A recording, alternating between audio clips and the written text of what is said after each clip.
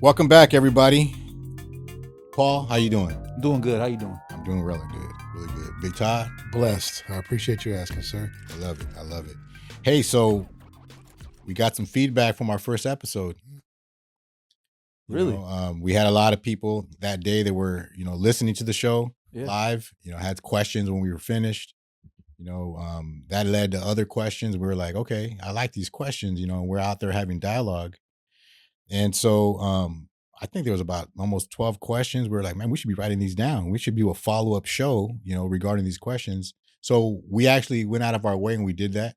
Okay. We added about another dozen more, so I think it's important to have a healthy conversation, good questions that will allow for, for us to dive a little deeper about this topic.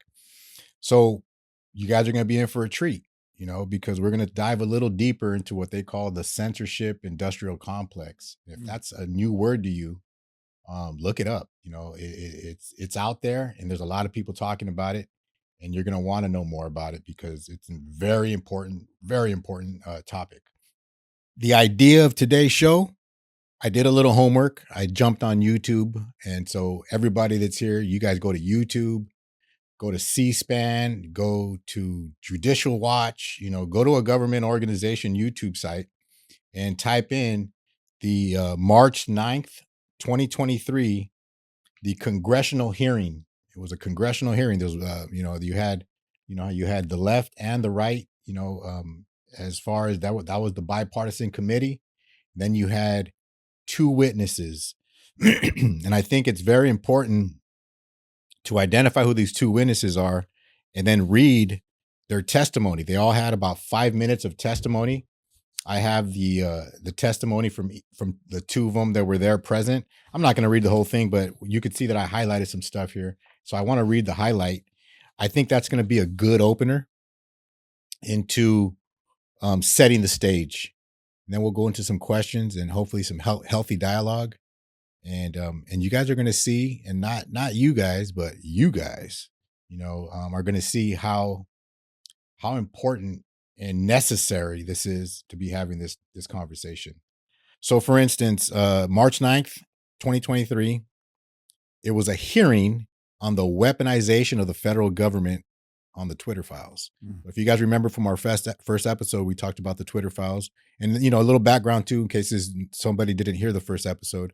Twitter files was Jack Dorsey was the CEO owner of Twitter. I'm not sure what led up to him parting ways with the company, but he sold it. Mm-hmm. Who bought it was Elon Musk. Mm-hmm. When Elon Musk bought it, he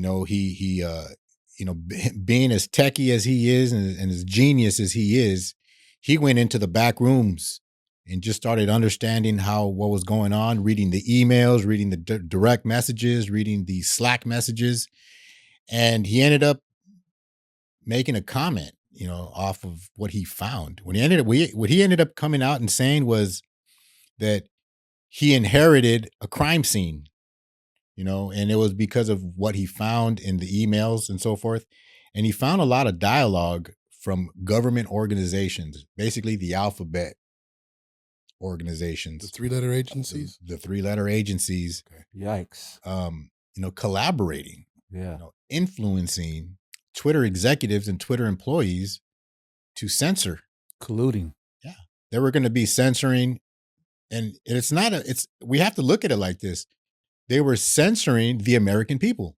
So at what point does the First Amendment matter in this instance? You know what I mean? When we're talking freedom of speech, freedom of expression, freedom of opinion, even the freedom to be wrong, Yeah. But the bottom line is that freedom was being stifled. It was being censored, and it was happening to everyday Americans. It was happening to professional Americans.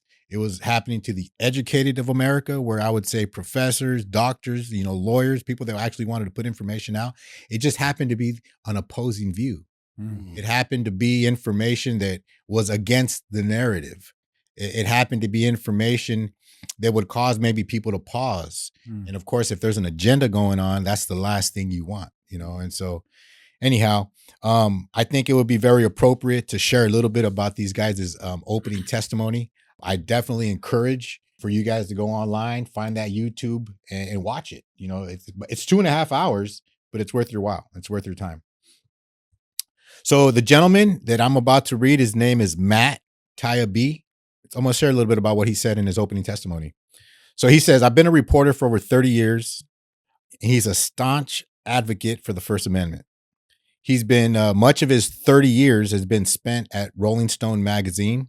And over his career, he spent a good fortune. He was fortunate to have worked and also for the National Magazine. He received the National Magazine Award, the I.F. Stone Award for Independent Journalism. He's written 10 books, including 4 New York Times bestsellers.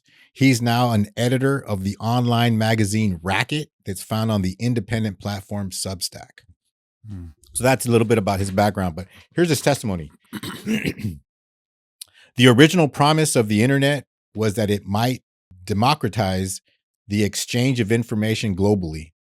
It was a free internet, that it would overwhelm all attempts to control information flow. Its very existence was a threat to anti-democratic forms of government everywhere.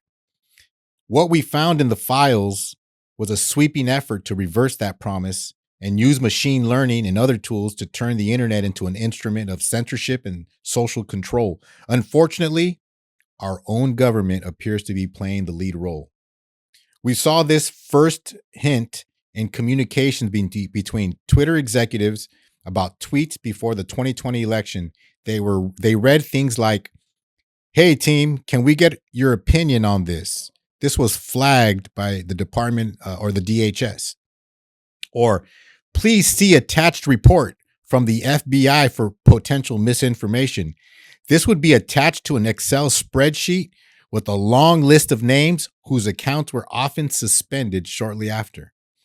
Following the trail of communication between Twitter and federal government across tens of thousands of emails led to a series of revelations. They summarized these and submitted them to the committee. They learned that Twitter, Facebook, Google, and other companies developed a formal system for taking in moderation requests from every corner of government, from the FBI, the DHS, the HHS, the DOD, Global Engagement Center at state, even the CIA. For every government agency scanning Twitter, there were at least 20 quasi-private entities doing the same, including Stanford's Election Integrity Project, NewsGuard, Global Disinformation Index, and other taxpayer-funded organizations. So what was a big deal about when I read his opening statement is that last part that stands out. Our taxpayer money is going to these organizations for them to do this to us. What's another thing is while the government itself can't directly do this, they're using these 20 quasi-private agencies, and for each one, so there was probably about 100 of these agencies to do the dirty work. So they were not directly doing it, but they were doing it indirectly, knowing that they can't do it. So they did it and they found a way to still get it done. Yeah. You guys can read this for yourself or go to the YouTube and hear it. But I'm not going to read the whole thing, but the whole thing is actually very good. Wow. The second guy, his name is Michael Schellenberg. He said, "Today, American taxpayers are unwittingly financing the growth and power of a censorship industrial complex run by America's scientific and technological elite, which endangers our liberties and democracy. I am grateful for the opportunity to offer this testimony and sound the alarm over the shocking and disturbing emergence of a state-sponsored censorship in the United States. The Twitter files, state attorney general lawsuits, and investigative reporters have revealed a large and growing network of government agencies, academic institutions, and non-governmental organizations that are actively censoring American citizens, often without their knowledge, on a range of issues, from including origins of COVID vaccine, emails relating to Hunter Biden's business dealings, climate change, renewable energy, fossil fuels, and many other issues. I offer some cautions. I do not know how much of the censorship is coordinated beyond what we've been able to document, and I will not speculate. But I do recognize that the laws allow Facebook, Twitter, and other private companies to moderate content on their platforms. And I support the right of governments to communicate with the public, including to dispute inaccurate and misleading information. I'm going to skip a little bit. All in all, government-funded censors frequently invoke the prevention of real-world harm to justify their demands of censorship. But the censors define harm far more expansively than the Supreme Court does.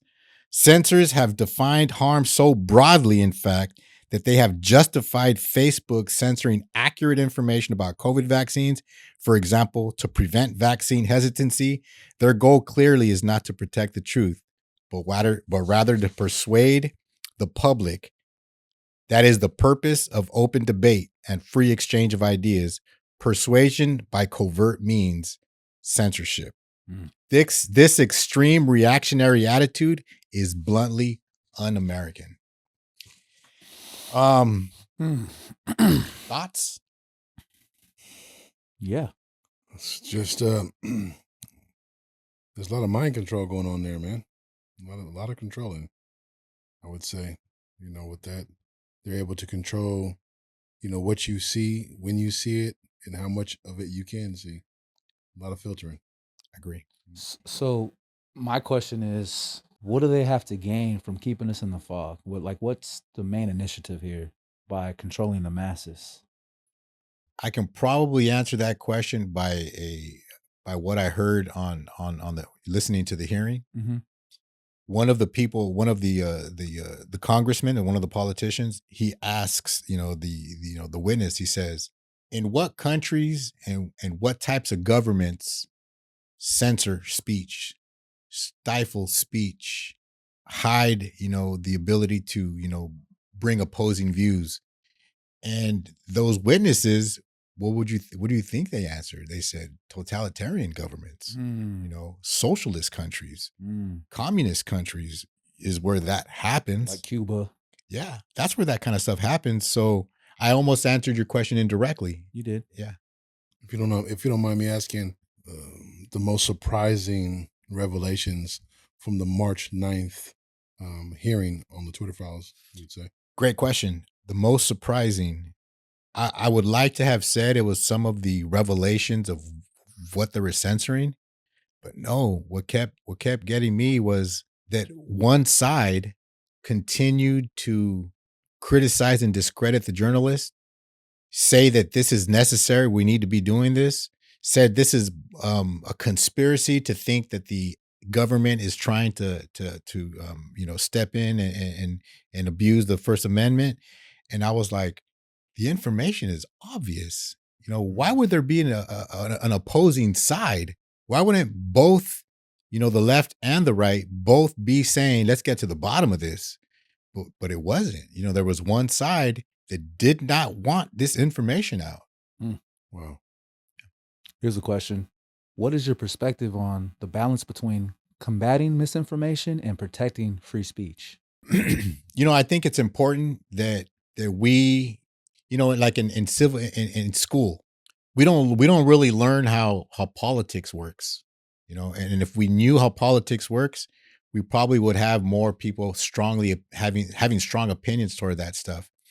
So the other thing that I don't think is readily available or talked about is what is considered protected speech by the First Amendment and what isn't considered protected speech. And if it was more out there, it was more known about what it is, what's protected speech and what's not protected speech, you can easily have a department within these, these organizations that would go ahead and educate, censor, or, because they do have the right as a private company to censor and stuff like that. The problem is having the government step in and tell you censor them, censor that. Yeah. That's the problem, I think. And that's where there's an imbalance big time. And government has done that on Twitter, on certain videos that you watch. The government says, no, we want you to not allow that to be published on Twitter. Take it down. Correct. Now, a question for you. how do you differentiate between legitimate content, moderation, and censorship? You know, a real good example would be what Twitter does. Well, what X, what it's called now, does. They do what they call community notes. Instead of having one fact checker that we have no idea who this fact checker is, we don't know whether this fact checker leans left, leans right, or is, straight down the middle. We don't know this. But on community notes, it's a great idea. What it allows is for somebody to put up their post and it doesn't get censored. It doesn't get taken down, but people have their strong opinions will go on there and comment and say, hey man, this guy's full of crap. Hey man, here's an article, proving this guy's statement wrong. Here's some information, proving this guy is actually right. And then of course, me or you or anybody else that visits that comment, we're able to see and then look at the community notes and conclude like, oh yeah, man, this guy's full of crap. Or, hey man, this guy's on it, but the debate is we're able to have the debate. Right. So we can draw our own conclusions. Would that be something like social proofing for your whatever you made a comment on? So for the people that you say that are in the community notes, is that sort of like social proofing to make like validating what you're saying is true? Right. Now it's not anybody specific or special. It's us. Like for instance, if you put something out and I saw that you put something out, I could like it and I can make a good comment. But if I actually disagreed with what you put out, I can then, alert the community note, flick the community note switch on. And then now it says it on your post, community notes. There's people that have a different opinion about this. I like that. And it's safe. That's smart. Yeah, that's key. Yeah. So what specific actions by government agencies do you think cross the line into unconstitutional territory? It was the censoring of protected speech. Now, I don't necessarily have the accurate definition of what protected speech is, but I do know what I'm about to share is protected speech. And that would be a personal opinion or even a personal experience. Right. So if you go to a restaurant and you experience that the food was great, why aren't you allowed to express that opinion? You should be, right? That should be easily no brainer. That's protected speech. It was great. So if you took some medicine and that medicine didn't serve you right, and you want to express like, hey man, I took this medicine made me break out in hives, or this medicine, made me throw up and I've been now sick 3 days throwing up. Yeah. That's another opinion. Right. The government should not be urging the social media company to censor you. Right. But there's dollars behind that, just as food, right? So therefore they're going to implicate or say, oh, you can't say that. Because we want to push that. We want to push that drug on people, or we want to. Exactly. And that goes back to the ability they stifle speech and censor speech that happens to be against the agenda or runs against the agenda. I get it. Yeah. Plus, there's a lot of dollars poured into these campaigns. I'm sure millions and millions and millions of dollars. If you notice how sometimes when you open up your social media, the first thing you see is a drug ad that has nothing to do with you, but there's drug ads that pop up, and it's like, man, that's just horrible. Yeah, I agree. Yeah, like a Pfizer ad, right? Yeah, I don't want to see that. I don't want to see that either. I'm not looking at. I don't want to. I didn't pay for that. I'm not, subscribing to that. But that's the first thing that we see, and it's unfortunate. What risk do you see in allowing the government to determine what constitutes disinformation? The risk is, what business do they have being the moderators? Because here's why. When the government's all left, isn't it going to be to protect the left's interests? And then in another presidential term, it goes all right, and now the right has its leaning. So if we know that the government's involvement is always going to be tilted and skewed by who's in office, they got no business doing that. So there's a huge risk, because 4 years from now, Here's the problem. 4 years later, here's another problem. And it's like, you know what? You guys are throwing your biases in this. Get out. You guys shouldn't be doing this. It's an overreach. So the risk is the fact is that when do they stop? Good answer. How do you respond to those who argue the private companies, not bound by the First Amendment, have the right to moderate content as they see fit? They do. They do have the right to do it as they see fit. And of course, that always has its backlash, right? Because if you start getting large accounts that have their big time influencers and they have something bad to say or something negative to say about the company, that's not good because, you got somebody saying something bad about TikTok. You might have all of a sudden an increase of Instagram, people pivoting to Instagram or people pivoting to Twitter or people pivoting to Facebook, so. That makes sense. Yeah. I mean, people are pivoting to TikTok right now because of the things you are able to do versus being on YouTube or Instagram. So, yeah, that's true. Yeah. In regards to transparency and accountability, and this was from one of our viewers, and I wanted to highlight this question. It was a really impactful question. How transparent were these government efforts to monitor and moderate social media? Ooh, what a great question. They weren't. We wouldn't even know about this if one of the owners didn't decide to sell. The fact that Jack Dorsey sold Twitter and then a new owner came into power, that new owner was the one that said, whoa, what do we got here? Invited 4 journalists over to investigate it all. And now we're learning that this kind of censorship has been going on. Now, hang on a second. Think about this. If there was a transfer of ownership in Facebook, I think we would have found the same thing. If there was a transfer of ownership at Twitter, at Instagram, we would have seen the same thing. If there was a transfer of ownership at YouTube, we would have said the same thing. Why would we think that it's only happening at Twitter? We only learned that this was happening because of a transfer of ownership. Wow. Well said. So we have another question from our fans and viewers. Do you believe whistleblowers or leaks like the Twitter files are critical to maintaining government transparency? Absolutely. And I'm so glad that person asked that. Right. That steers us back to my surprise of watching the congressional hearing when I'm like, why are you guys not on the same page about getting to the bottom of this? Why is one side trying to discredit this and trying to say that this is not happening, or in the light of all the evidence, they're showing that this is not happening, or they're trying to say it's not happening. Yeah. That's a big deal. That is a huge deal. Yeah. I agree with you 100%. That was a great question, though. So for the media role, everyone, we talk about the media all the time, right? The media is crazy. You mentioned in your testimonies that some journalists have supported censorship efforts. What do you think that is? Why do you think that is, I should say? To clarify that question right there, they were using the media as like a bully.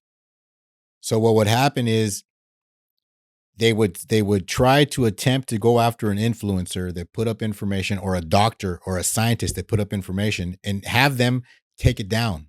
They remove that, but they wouldn't remove it. So then when they wouldn't remove it, they would pivot to a media company and then have a media company run a hit story on them. It was they were all in cahoots. Yeah. And I got no respect for the media when they behave like that. Again, are they serving the public, or are they serving some kind of corporate interest? Yeah. Here's a question I have for you personally. What responsibility do media outlets have in ensuring fair and balanced coverage of these issues? To allow healthy debate, to produce. For instance, here's a good example. A doctor, he had put up the idea that the vaccine hadn't been necessarily fully tested and fully, and that, he started putting opposing, hesitancy. So he was causing hesitancy. Instead of the media running a hit job on him, that that it was a conspiracy theorist spreading misinformation, why not have both? Why not bring him on the show, bring another person on the show, and then have the debate? Right. But of course, that costs corporate dollars. That Pfizer maybe didn't want that. Right. Moderna probably didn't want that. They were like, Yeah. no. We don't want no hesitancy. We want these guys to fully go out and get these vaccines. Right. Yeah. And I think that would stop a lot of people. They would think about, oh, maybe I shouldn't get this. But I think, in all honesty, those kind of conversations should happen. It's our right. Right. Yeah. We should know the ins and outs. It's like when I buy a car, I want to know when's the last time the car was taken to the shop or serviced. Yeah. The record keeping of it. Yeah. Carfax. I need the Carfax. I need the Carfax on vaccines too. Yeah. The Vax Facts. Show me the Vax Facts. Show us the Vax Facts. Show me the jab tab. Run it up. Okay. So, what can people do to protect their digital rights and ensure their voices are not silenced? Share this information the same way that we're doing a podcast about this. There should be every person that has a large platform should be talking about this.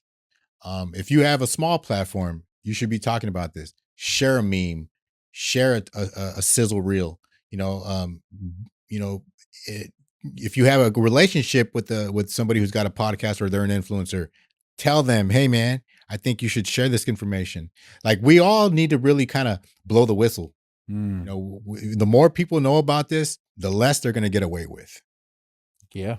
Do you think public awareness of these issues has grown since the release of the Twitter files? Man, that's the $1 million question. I mean, I know that I went out looking for it. I know that last week we were all diving into it, but are we a minority? I would say that we are a minority. Do people care? Are people, is the distraction so good that people don't even care? I mean, there's tons of distractions, so I would say, yeah. What would you say? I would say absolutely. I think we're in the minority. Yeah. And I'm scared to look, because if nobody really knows about this, that's what I don't want. I don't want to know that reality. I'd rather live in a fantasy that this is growing every day. People are learning about it. People are exposing it. Right. But I wonder if it's a fantasy. I don't know. How can social media platforms strike a better balance between protecting users and allowing free expression? Great question, and I could probably answer that with the answer we gave about community notes. It's a good example. Right now, Facebook uses a fact checker. You'll get shadow banned or you'll get put in Facebook jail, and it's according to the fact checker. Instagram, according to the fact checker. I think that Twitter is giving the best example of how to go about this right now, and it's with the community notes. They're leaving it up, and they're letting us work it out. They're not allowing for a government agency to come in, influence, and stifle. They're letting us do it. Yeah, it's like Reddit on steroids. Makes sense. Yeah. So, because you're talking about the future of free speech, right? Exactly. So I'm going to touch on that. Is that okay? Yeah, absolutely. What are your thoughts on potential legislative solutions to address these issues? Man, legislative issues. That kind of opens the door to more government control. And right now, and I think we'll probably have to have another show regarding this. I'm going to say the buzzword is Section 230. Okay, what's Section 230? So Section 230 is a law that's actually lends itself more to the utility companies. So a utility company doesn't allow any type of discrimination. So the electric company can't find out that you voted for Trump and then shut your electricity off. They can be sued. So there's protections that utility companies enjoy because of Section 230. They extended that to social media companies. Wow. Not even regular media can enjoy the benefit of Section 230. Look that up, guys. If this is the first time that you're hearing Section 230, look that up. It's a hot debate. Here's the thing. if social media companies continue down this path of colluding with the government and censoring speech and making a big deal about our First Amendment, there's a lot of talk already about pulling the protection of Section 230 from them. If they pull that protection of Section 230 from them, they're open to class action lawsuits. Wow, I want in on those class action lawsuits. I would too. I never knew about Section 230. Yeah. How'd you find that out?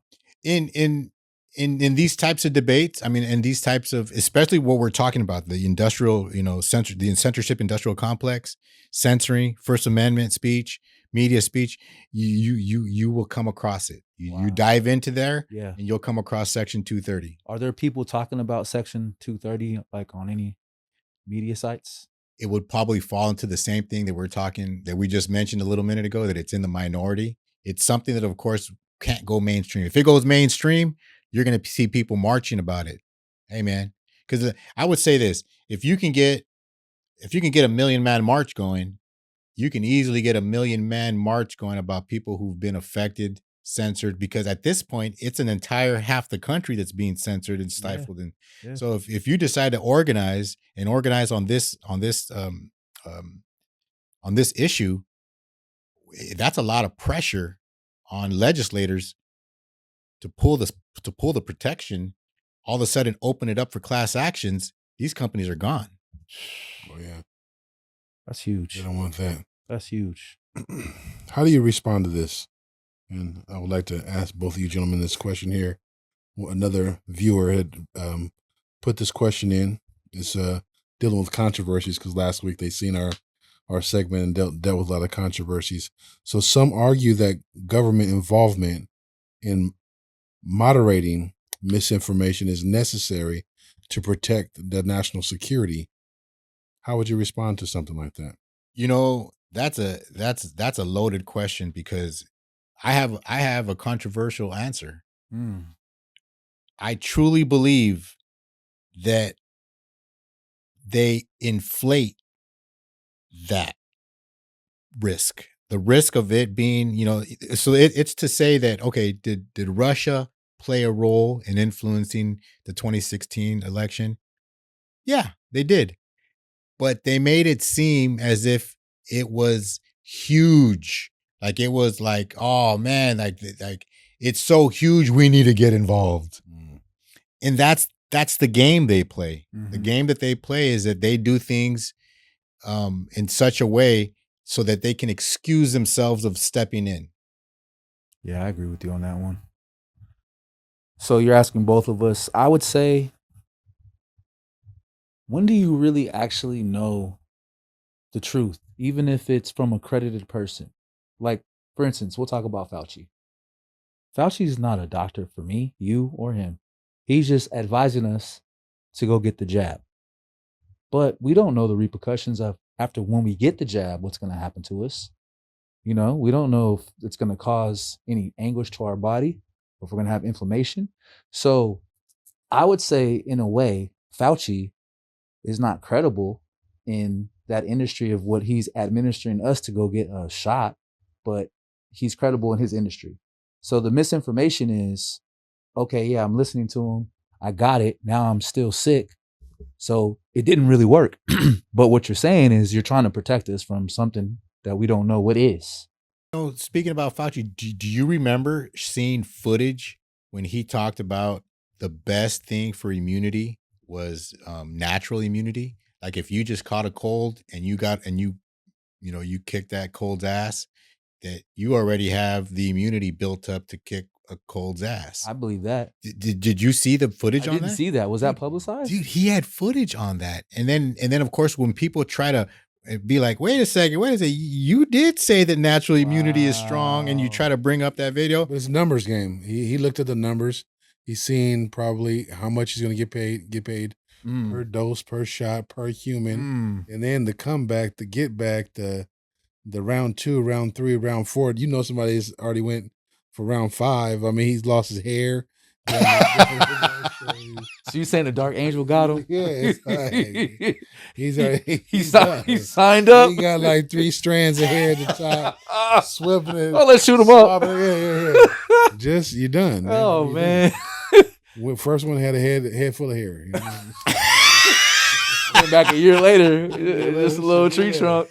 That's so true. That's so true. So you're saying there's actual footage out there Yes. with him saying natural. Yes, and that's what was Wow. crazy to me, man. I was like, man, how can you take your own words and be like, I didn't say that? Hey, make sure that does not make it out. It's the money, man. It's the Yeah, money. It's money the, talks. It's the corporate dollars and the money that's the corporations have a responsibility, and he has a responsibility of representing the corporation dollars, not. Yeah, Correct. And you know what should be made public? How much money he made. right. And why should he be making money off that? If he's supposed to be doing it for the good of the people, we're looking at you as you have valuable information that you're sharing with the general public, and then you're getting paid off of. You're so right. Why wouldn't his corporate salary, his government salary be enough? Oh, Right. Yeah. Yeah, I agree with that. That's like, look, get on there and you say what we tell you to say. Like a puppet.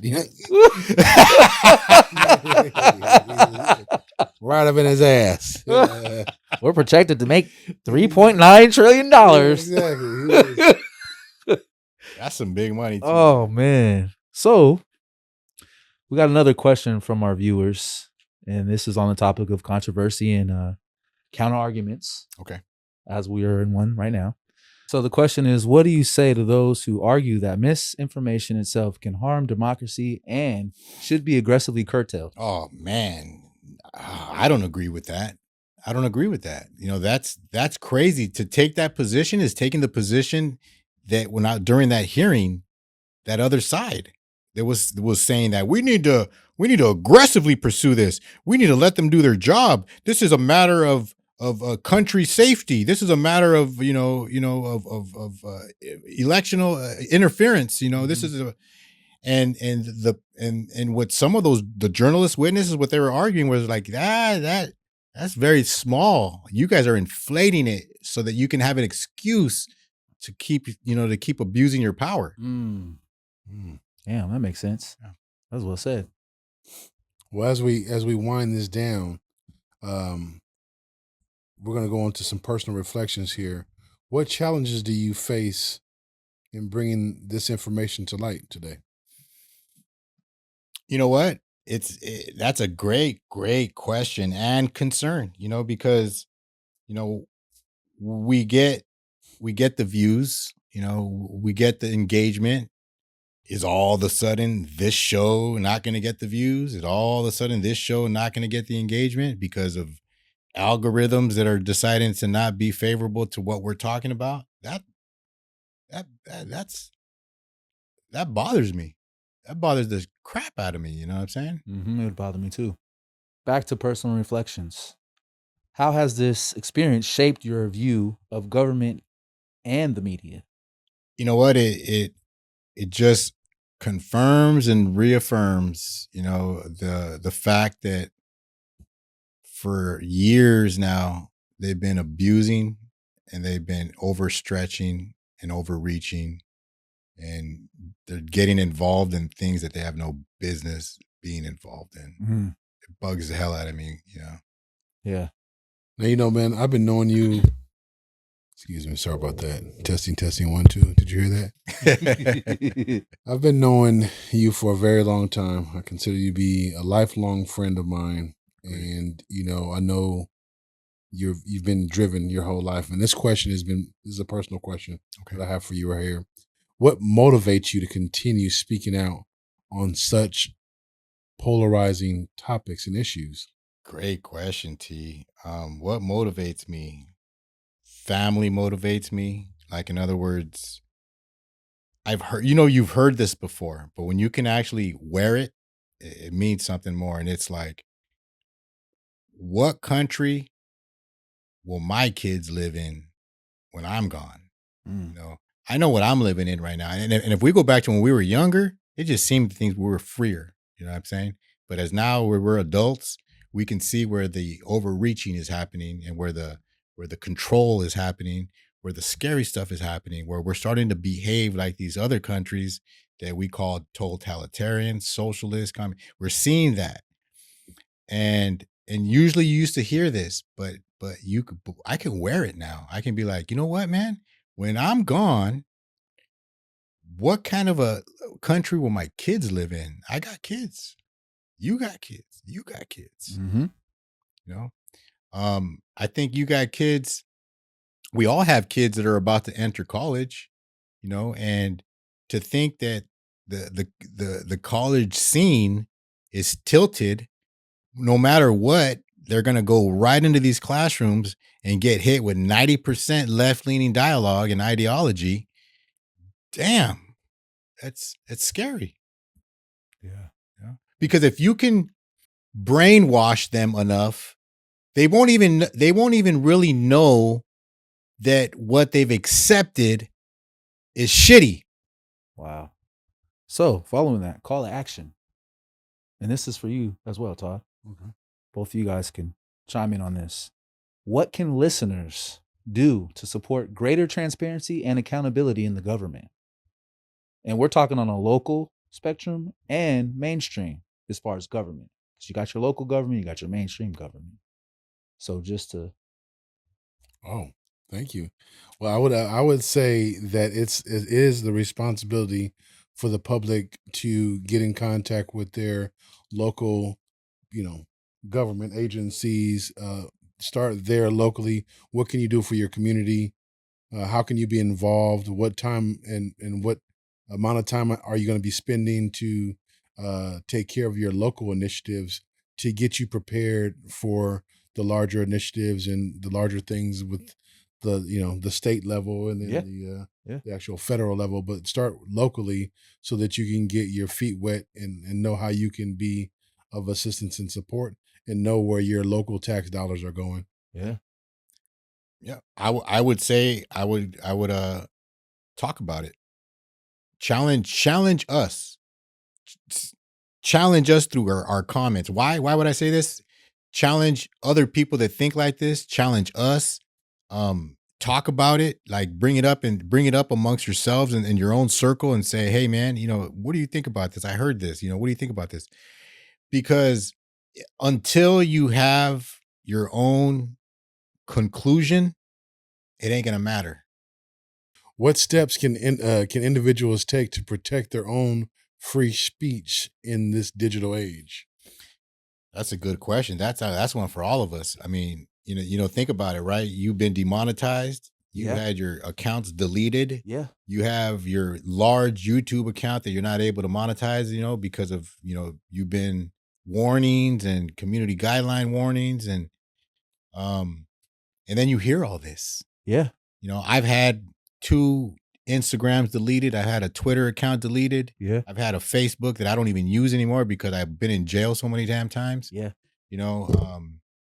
And it sucks because you said that this was content that was yours that now is in the hands of these others. Somebody else because they deleted your account and didn't let you have any of access to your. That's a great question. I know that when my stuff was deleted, the first thing that I thought about, I was like, man, hold on, man. There was a lot of sweat and tears poured into this stuff and you guys just deleted it. That's exactly how I felt. I don't have access to it. Yeah. You know what? I have your answer. Remove Section 230, leave them open to class action lawsuits. Let them get sued out of their asses. Let them go bankrupt. Let new entrepreneurs come up with this, having seen this and hopefully learned lessons. And then the new one that rises is more centered. Let me hop on that wave with you. If you guys are watching this podcast and you guys create on any platform, if they keep taking you down, keep building yourself back up. Because what that's going to do is it's going to allow you to understand the social media industry. And you'll be so sold on what you're doing that you can teach other people. And there's other ways you can go around the unoriginal content game and the TikTok jail and the demonetization because you understand what you can now do to not allow that to happen again. So this is the reason why I've built so many different platforms on TikTok. Now, YouTube's a different space. I'm still trying to understand the reason why I got demonetized. And Instagram's a different ball game for me as well. But TikTok, I can say that I'm above intermediate. I'm starting to understand how to build and how to interact and how to get energy. But when you first build, if you're using other people's content, it's going to be hard for you to build. So yeah, I mean, call to action is huge. And I think that, we need to reward ourselves when we understand something and pass on the information. Todd, what would you say your experience is with your accounts? Because actually your accounts are usually very you know, comedy, entertaining, informational. Is your however, you share some of the views that we all talk here. Yeah. How have you kept your account in Clean. good standing?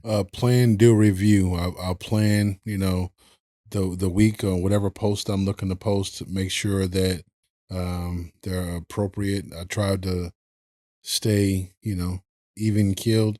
I do add comedy. I do try to keep my original content. I do show my face. I also like to be consistent in waking up the algorithms in my Instagram, because I don't know TikTok like TikTok. Yeah. I don't know YouTube like YouTube. So as we master all three different platforms, Instagram is a little different. You have to stay consistent. You have to like on someone's post. You have to comment.